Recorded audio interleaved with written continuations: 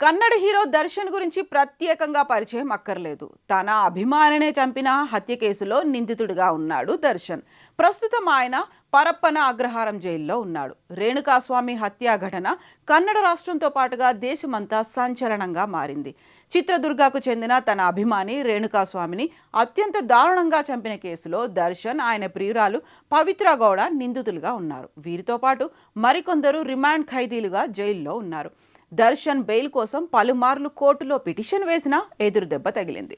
ఇదే సమయంలో జైల్లో ఉన్న దర్శన్ అక్కడి ఫుడ్ పై కీలక వ్యాఖ్యలు చేశాడు. తనకు జైలు తిండి పడడం లేదని, ఆరోగ్యం క్షీణిస్తోందని, ఇంటి భోజనం తెప్పించుకోవడానికి అనుమతి ఇవ్వాలంటూ ఇటీవలే హైకోర్టులో పిటిషన్ దాఖలు చేశాడు. అయితే దర్శన్ వేసిన పిటిషన్పై ప్రభుత్వ తరఫు న్యాయవాది అభ్యంతరం తెలుపుతూ కౌంటర్ దాఖలు చేశారు. ఈ పిటిషన్లపై గురువారం నాడు హైకోర్టులో విచారణ సాగింది. ఇక తన పిటిషన్లో పలు అంశాలను దర్శన్ ప్రస్తావించారు.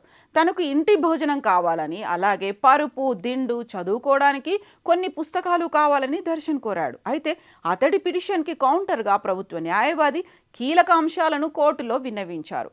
జైలు నిబంధనల ప్రకారం జైల్లో పౌష్టికాహారం ఇస్తున్నామని, అవసరం మేరకు హోమ్ ఫుడ్, ఇతర సౌకర్యాలు కల్పించేందుకు జైళ్ల శాఖ ఐజీని కోరితే ఆయన నిర్ణయం తీసుకుంటారని ప్రభుత్వ లాయర్ తెలిపారు. అయితే జైలు అధికారులను ఎవరిని దర్శన్ సంప్రదించకుండా నేరుగా కోర్టును ఆశ్రయించడం సరికాదని పేర్కొన్నారు. ఈ కేసులో కోర్టు నిర్ణయం వెలువడాల్సి ఉంది.